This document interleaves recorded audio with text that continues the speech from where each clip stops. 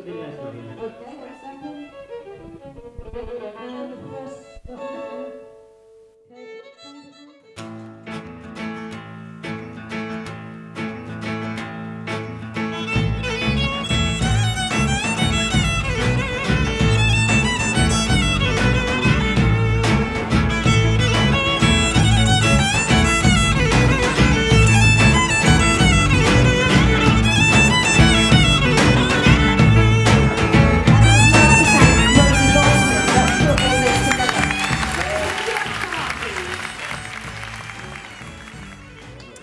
Well, it goes back many, many months. I had a meeting with Rosie, who I'd met about 2 years earlier in Norway, where she was interviewing me about my books that are set in Greece. So it was a curious thing. We met in another place altogether.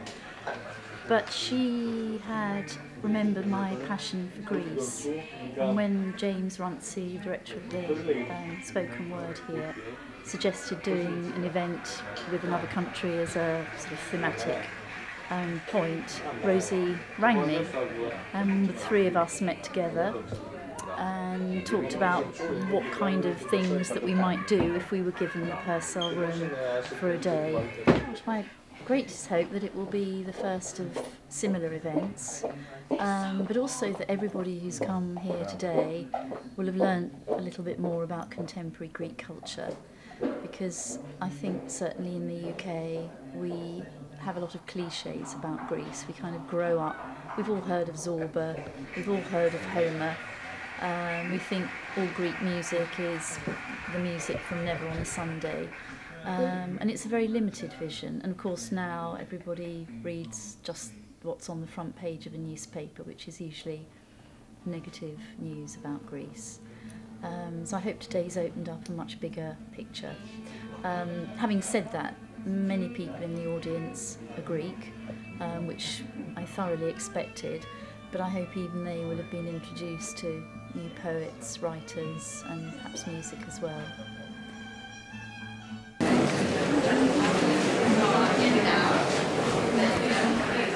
Chair for this event is Victoria Hislop, and Victoria's novels, her Greek novels as I call them, are, as I'm sure you've all read them, The Island and The Thread, and they've sold millions around the world.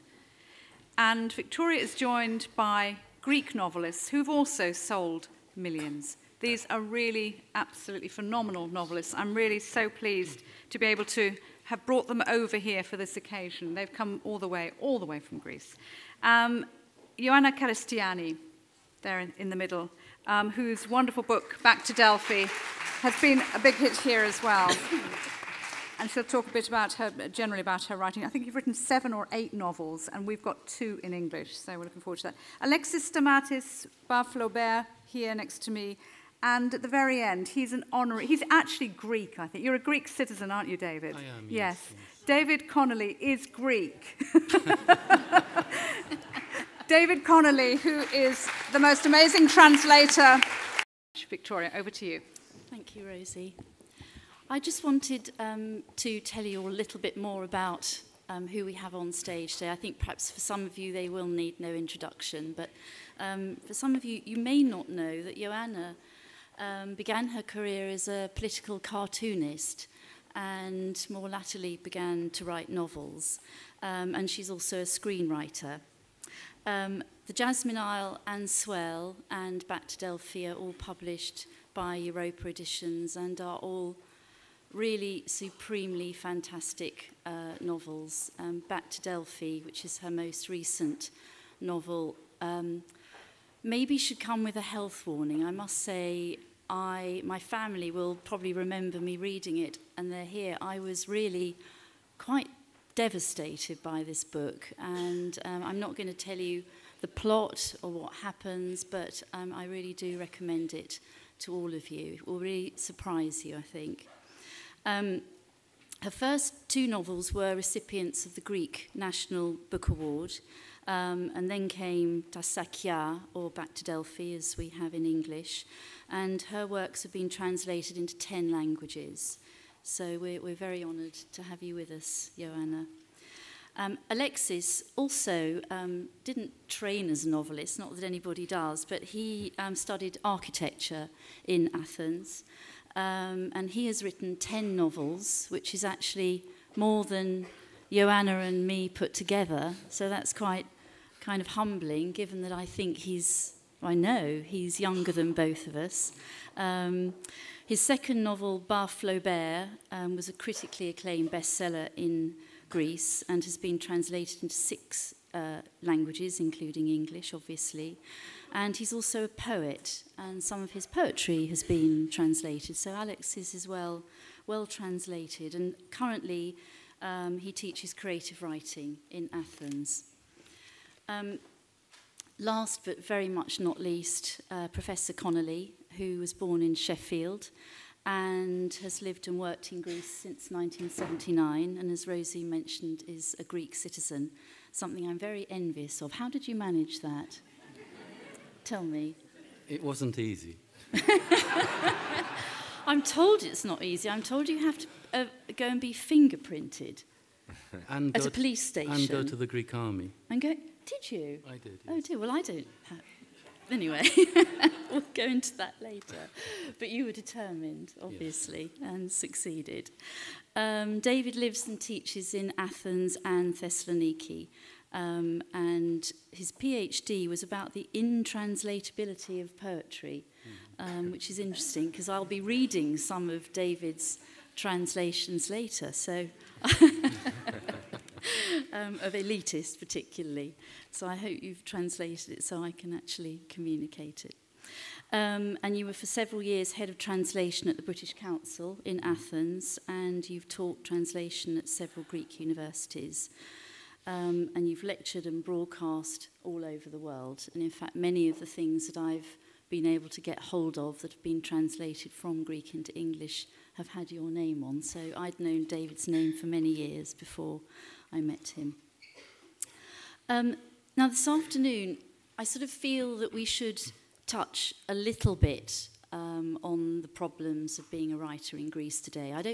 I think because we've discovered that so many people here are Greek, I'm not planning to perhaps tell you things that you already know.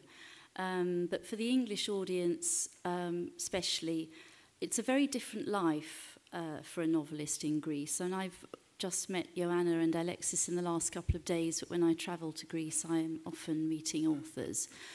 And I've discovered that there's VAT on books in Greece, so they're expensive. We have much, in a sense, cheaper and more available literature in this country. That's so, isn't it? An average book is about €20.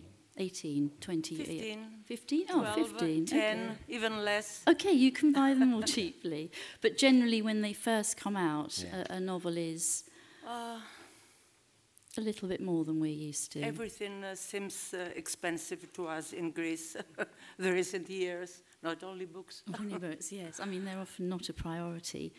And the number of books that are published each year has gone down in the last 5 years by about 25%. And the very sort of well publicised was the fact that the National Book Centre was closed, I think, earlier this year. So that is a sort of, in a sense, for me, a bit of a cultural catastrophe. Would you agree, David? I think people in Greece would look at it from a slightly different perspective. The National Book Centre, which has operated for the last, 15, 18 years, did a lot. I mean, both for promoting reading in Greece, but also the Greek books abroad.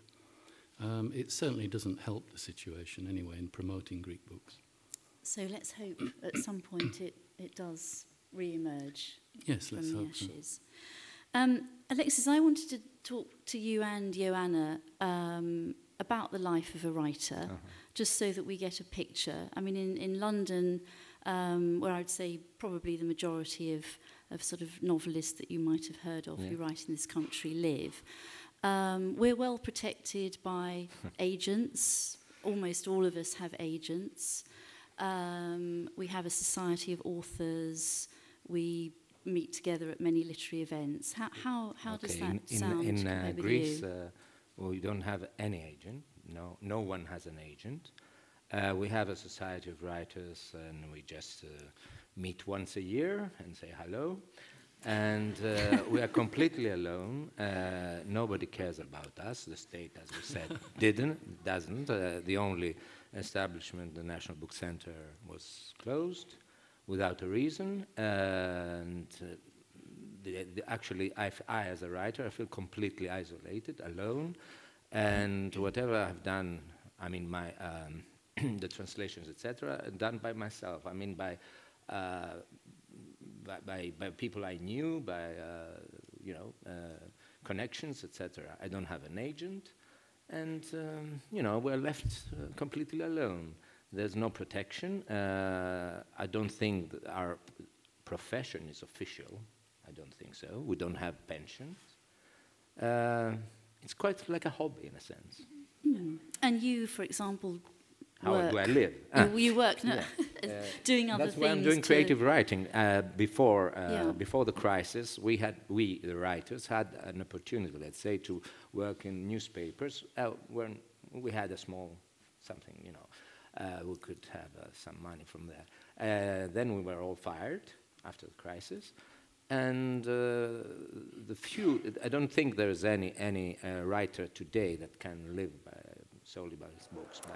There's been less focus on Greek work in the past because of the stereotypes that used to dominate Greek culture, which are antiquity, and our, let's say, modern era, which is Onassis, Maria Callas, Zorba the Greek, Ouzo Bouzouki, the Greek islands, the sunshine, etc.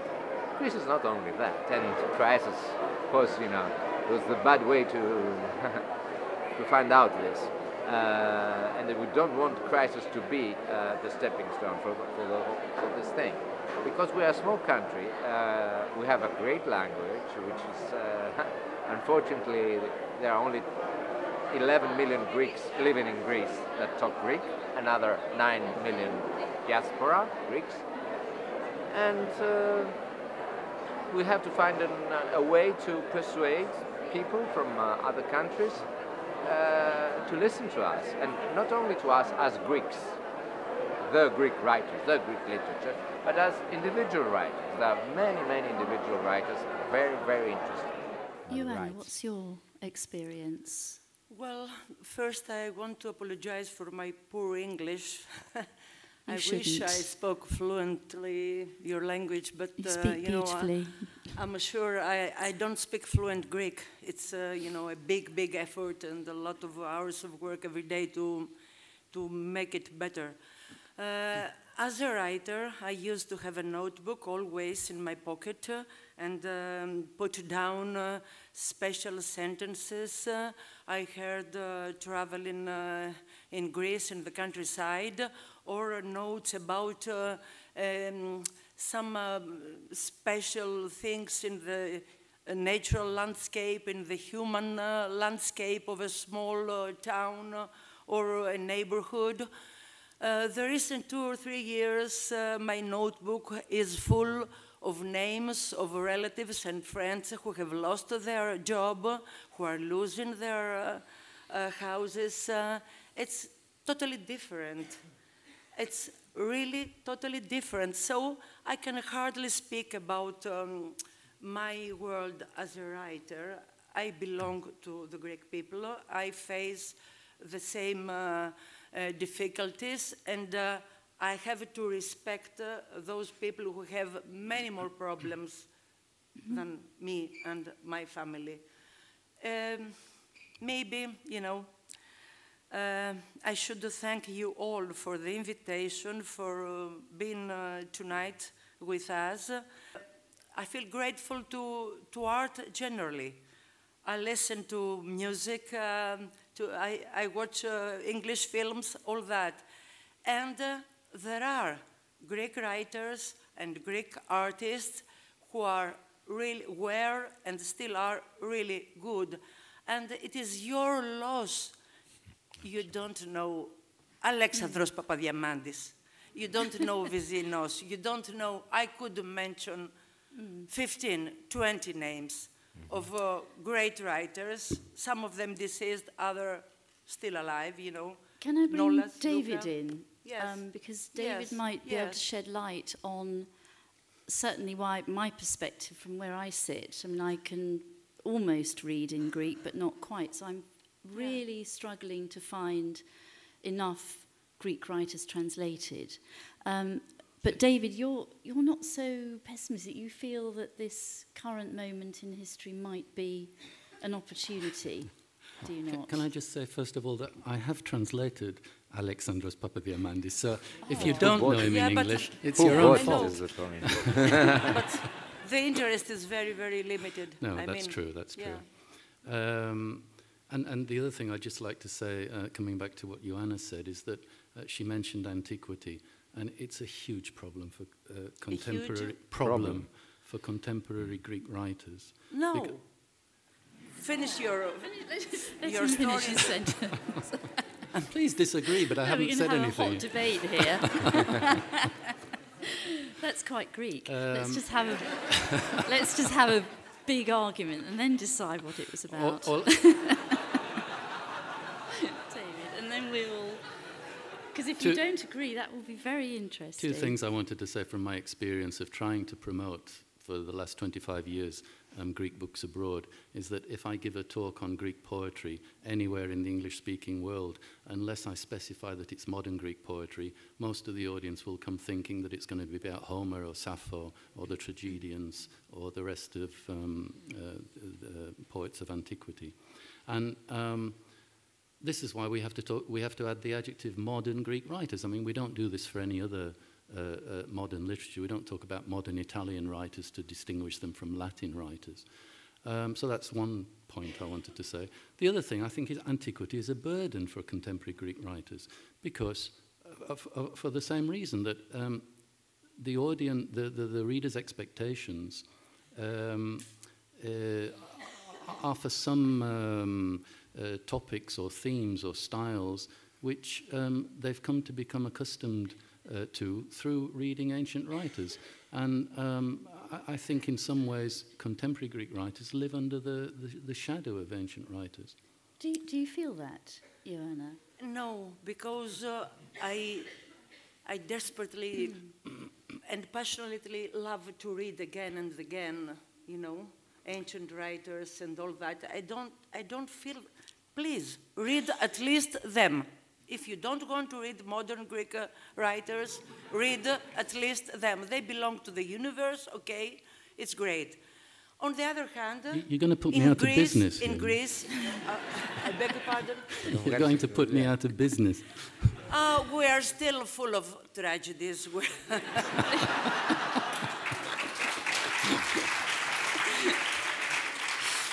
You know, dictatorships, national tragedies, wars, civil wars, the crisis now, the bankruptcy, everything, you know. There is too Alexis, much. tell me, do you agree that I you're feeling think the weight now of the last 3 years, history has been accelerated in Greece. So every event that happens, I mean, 20 years ago, we'll discuss, let's say, for 2 months, one event that happens one day. Now we have each day events that, 20 events a day. 20 events a day, which will cover, let's say, 1 year. And the problem with the writer is that if he starts writing what's happening today, until the book is published, then history will not be the same. So he has to invent things. A Greek writer, a very good one, Christos Chrysopoulos, wrote a book which is called Phakos. Phakos on the mouth. Anyway, which was, and he came out with his notebook for 1 month in December of 11, and actually wrote what he saw. So it was December 11, and this book was had sold, I think, 200 or 300 copies in Greece, and was immediately taken by the French and the German, and he won, I think, the award for the best book in France this year. So there are people who can understand, who look for talent in Greece. We have many. I think we have one of very good literature in Greece, very good young fiction writers, but nobody knows them. It's what Joanna said. Nobody knows them, and there's nobody to promote them, nobody to help us. So we desperately need help, So but not from the state. We don't expect anything from the state. I don't actually think it's personally should be the state responsibility. You know, it has to be. I don't think we particularly have the state being involved in what we do in this country. And Yes, given but you have agents, you have kind of network which is David, working. what can be done? What can kind of change to help? Let's say at the Frankfurt Book Fair, when publishers go, that they're more aware that there's this kind of modern Greek. Well, this may sound a bit strange, but the crisis may help promoting Greek books abroad.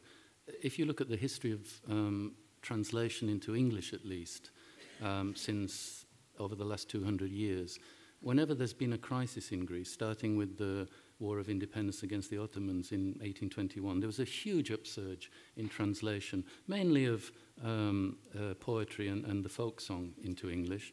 That happened again after the Second World War and the Greek Civil War, when a lot of people had served in Greece. And that's when we get that huge surge of first translations of all the well-known authors, Kazantzakis, Kavafis, Seferis, and so on. And then again, during the dictatorship, there was more interest in Greece. I don't know, it's too early to say at the moment about this economic crisis, whether it will promote interest in Greek literature. As regards state policy, there was no policy until about the beginning of the 90s, when the Ministry of Culture, mainly, started trying to do something to promote Greek books abroad. Notice I say Greek books and Greek authors because I think it's a mistake, and has always been a mistake, to try and promote Greek literature. I don't think people are interested in national literatures. Publishers and the reading public are interested in good books and good authors. Whether those authors happen to be Greek or not, I think, is a secondary question. But then when Greece became the guest of honor country at the Frankfurt Book Fair in 2001, all the years leading up to that, there was a huge effort on the part of the National Book Centre, the Greek Ministry of Culture, to promote Greek books abroad.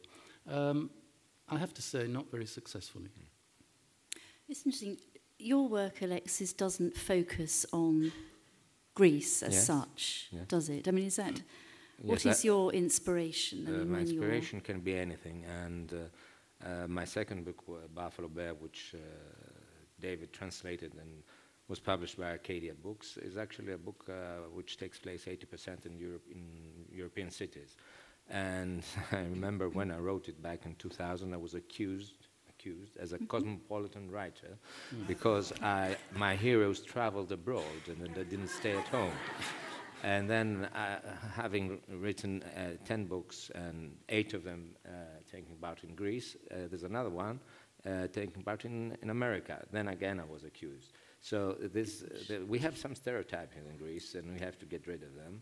Of course, when I write something, when my Greek hero travels abroad, he travels as Greek. He sees things with a Greek eye, okay?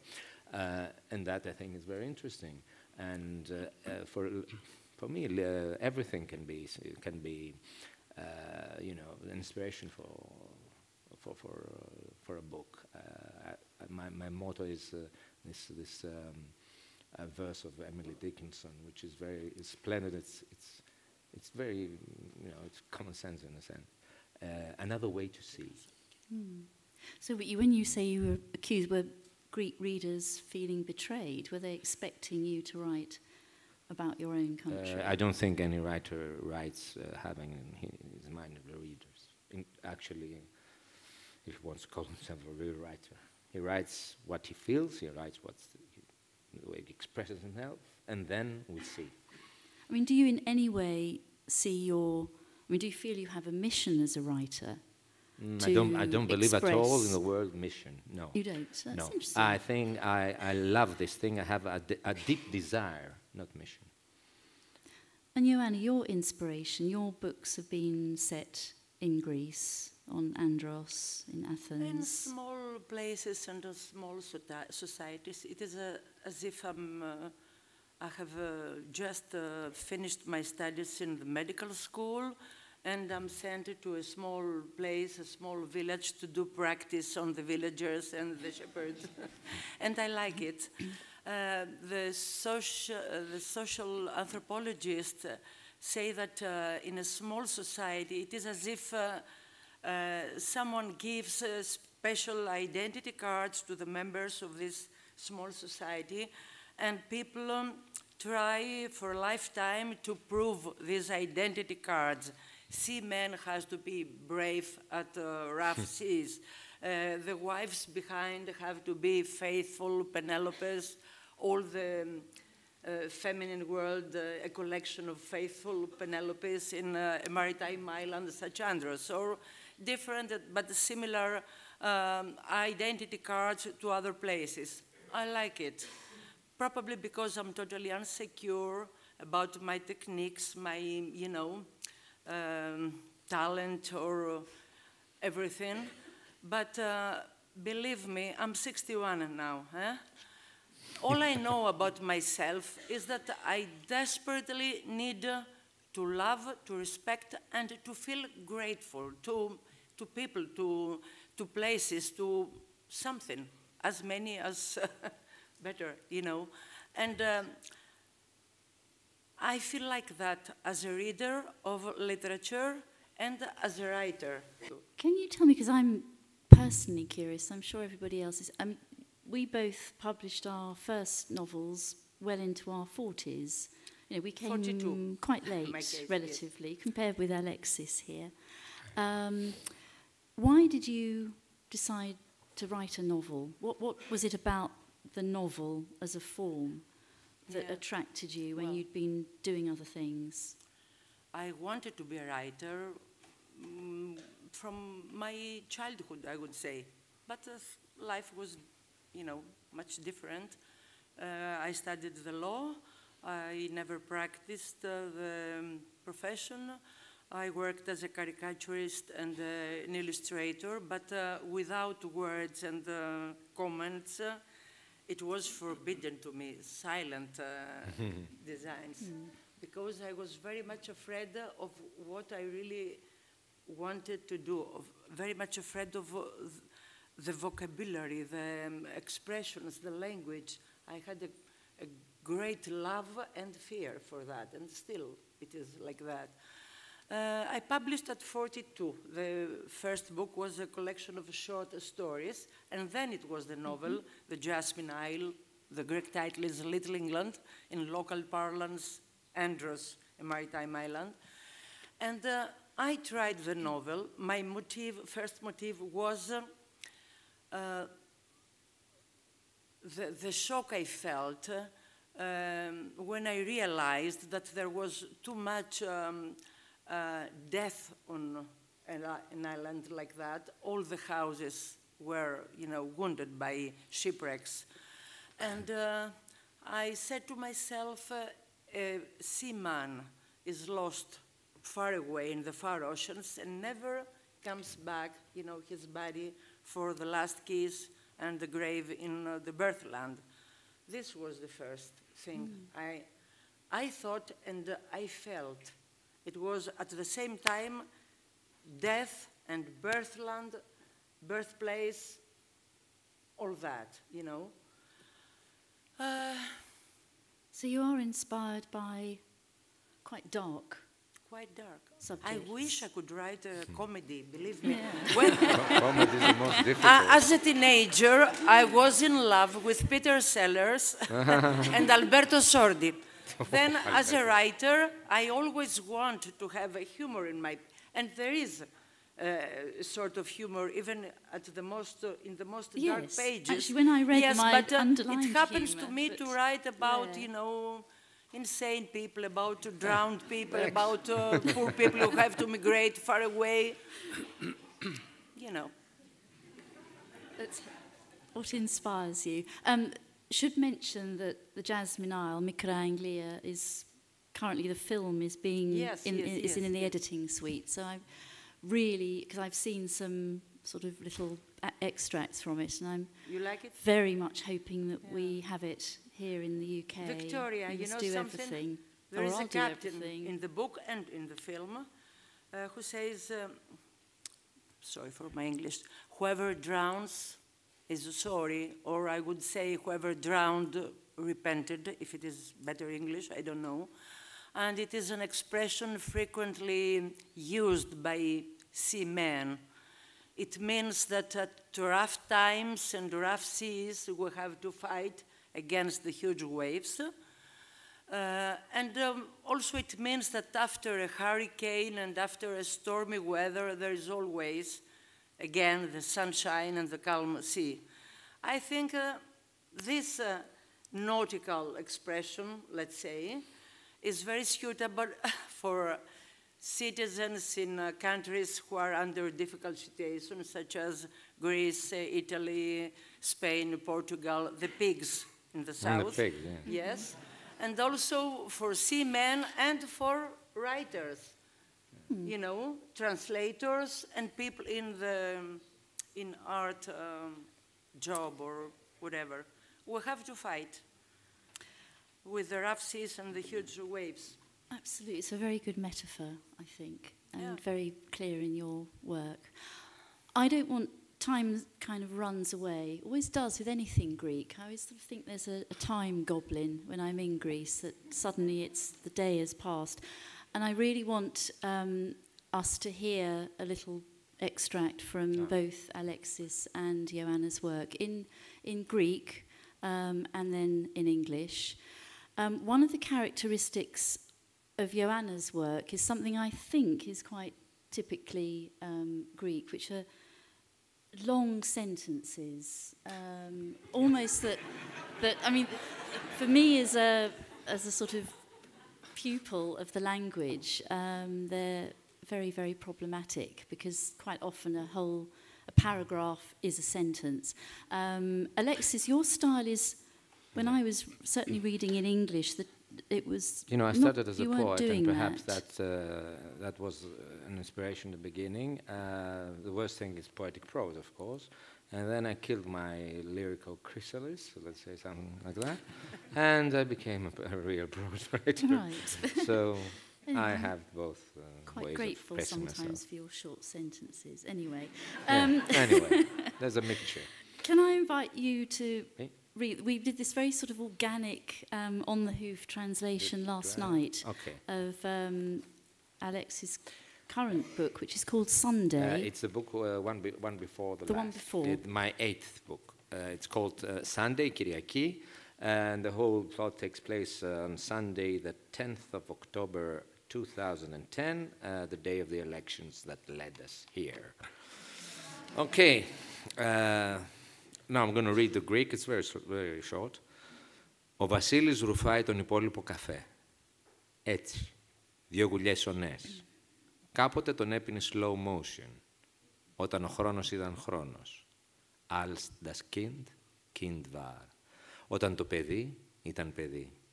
Με τα χέρια του να ανεμίζουν, ήθελε το ριάκι να είναι ποτάμι, το ποτάμι ρέμα και το ρέμα θάλασσα. Θάλασσα, ρουφίχτρα. Και να τη βλέπει κάθε μέρα. Γαμώτο, το κεφάλι μου πονάει. Εσύ πότε σηκώθηκες? Νωρίς, 5:30. Ψέματα. Άυπνος. Σχεδόν κάθε βράδυ. And now our translation of yesterday's effort. Vasilis is sipping the rest of his coffee.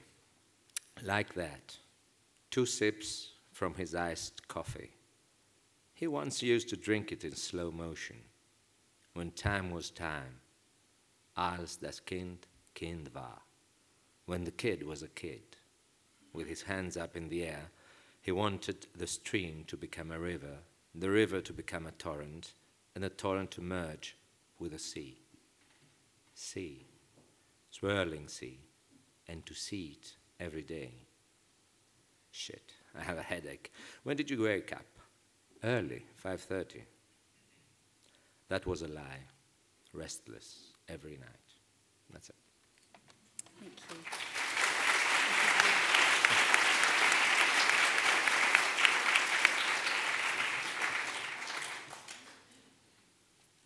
the extract from Back to Delphi, I actually chose, which was a bit presumptuous of me, because I wanted to find something which illustrated this amazing style of Joanna's, which was to create these huge long sentences, but which really gave me an insight into the sort of inner character, this woman who is the protagonist of Back to Delphi, a mother who is going through unimaginable suffering. So Joanna very kindly nodded and said, okay, that'll do. I mean, most authors would have said, no, I want to read this. But she didn't. She's gone along with my choice. So Joanna's going to read it first in Greek, and then I'm going to take a deep breath and plunge in English. Okay. Please don't misunderstand me about the long sentences and paragraphs. I don't want to torture the readers or the translators. No, it's not torture. Yes, I wonder why I do that. Maybe it is because I feel it like a confession, not to a priest, but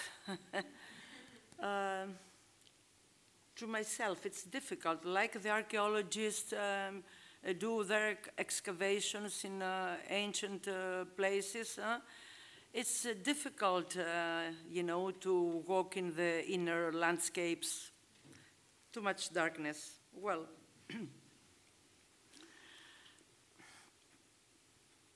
αργότερα, πρώτη νύχτα στο μονοδιβάνι της, με έναν αέρα που λύσαγε καθώς δεν έβρισκε τρόπο να βγει από την πυκνή πόλη, σκέφτηκε τον αέρα στο χωριό, που κουνούσε το σκοτάδι, τα σύννεφα, τα πεύκα και τα μπέλια, και ακούγοντας το ξεχασμένο ανοιχτό παραθυράκι του μπάνιου των διπλανών να κοπανάει, ένα άδειο μπουκάλι στο υπερυψωμένο ισόγειο μπαλκονάκι των από πάνω να κυλιέται πέρα δόθε και την ξεχαρβαλωμένη τέντα των απέναντι να παφλάζει, πέρασε πάλι στους συλλογισμούς για τη νέα καθημερινότητά της.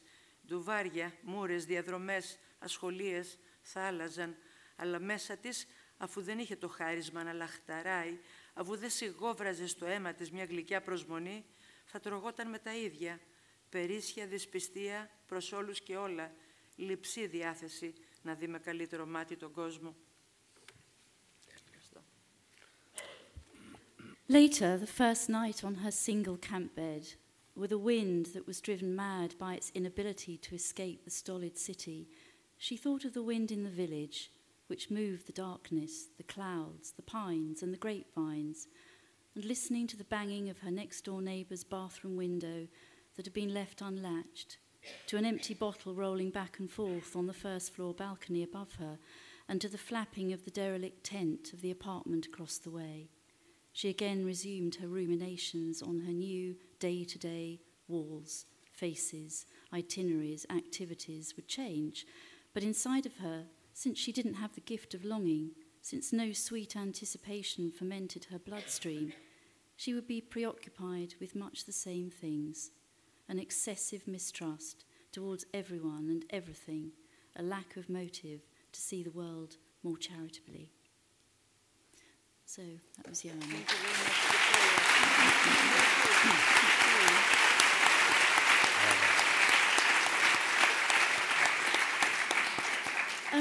So just while we just had these translations, so that translation, I should acknowledge the translator, because it wasn't Dave. Neither were mine, no, unfortunately. Neither were yours. Oh, we're having some of yours later. Do Greek novelists present any particular sort of technical difficulties? I mean, one of the things that I think the Greek language is very rich. Is it sometimes very restricting to put it into English? What happens? Well, first of all, let me say that long sentences are not such a great problem for the translator when they're only one paragraph. How does that work? When they run into 1.5 pages, then it gets somewhat more difficult. But no, you can deal with long sentences in various ways. But you know, there's so much that you could say about the technical aspect of translating, and every translation I do is different. I mean, I'm not just a translator, I'm a translation scholar. I mean, my profession at the university.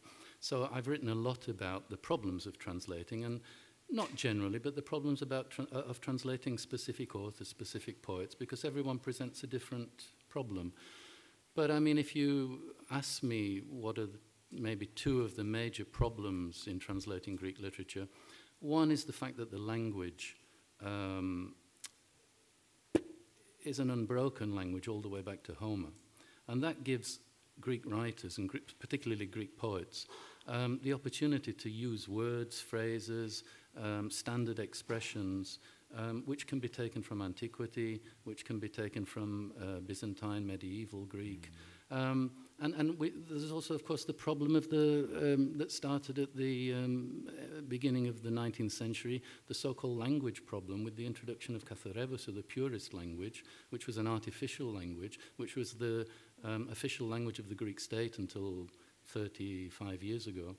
That gives the Greek author a tremendous range of linguistic idioms with which to work. And we don't have that same range in English. So that's a major problem with the language. And I think the other major problem, this is probably true of all linguistic pairs, are the culturally specific references. And I'm not just thinking about historical facts, events, or geographical places, but you probably remember last night when we were talking, Joanna said to us all as we left, kaloximeroma. Well, this problem with wishes in Greek, I mean, there are wishes, there are wishes for everything. And you know, we just don't wish people so much in English. And what can you do with kaloximeroma? You know. Καλή στράτα, να καλοστρατήσεις. More difficult. Well, maybe that's telling all of us English that we need to learn Greek in order to really appreciate Greek authors. We have to end quite soon, but just on the subject of wishes, Alexis, as a writer, a Greek writer, what is your wish? And I'm going to ask Joanna the same question, but she's got slightly longer to think about it. Do you have a wish? Two wishes. One for, as a writer, as an artist, to be able to do my work as I wanted. And as a Greek, for this situation to open up, to end, and to have solidarity and solidarity in our country. Thank you. Joanna, the same. Solidarity. And as I said before, you know, I think that the best way is to exchange our stories and our experience, because this is the only way to feel in a deep way, you know, and not just eat what certain politicians want us to do, you know. That's it. Thank you. Simple things, usual stuff. Thank you, though.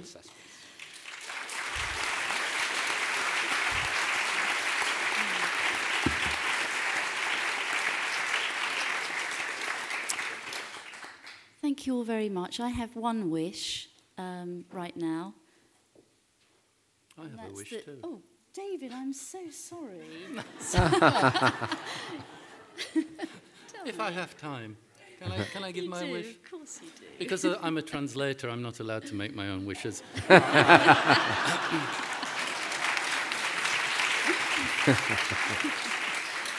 So here's a wish through one of the authors I've translated. This is through Odysseus Elitis, the Nobel Prize-winning poet. He says somewhere in Anikta Khatia, Open Papers, that Greece twice has given its light to the rest of the world, once in antiquity, once in the Renaissance. Εγώ εύχομαι να τριτώσει το καλό. Great.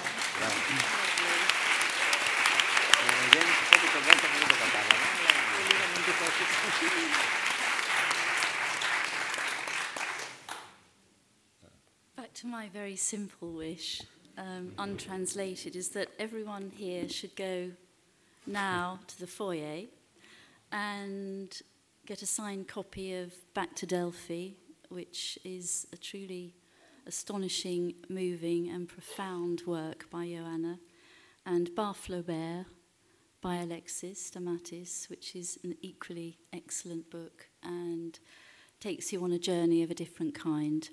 So that's my wish. I hope it will be fulfilled. Ευχαριστώ πάρα πολύ. Να είστε καλά. Να είστε καλά. Καλή Very much to συνέχεια. you. To David. Thank you.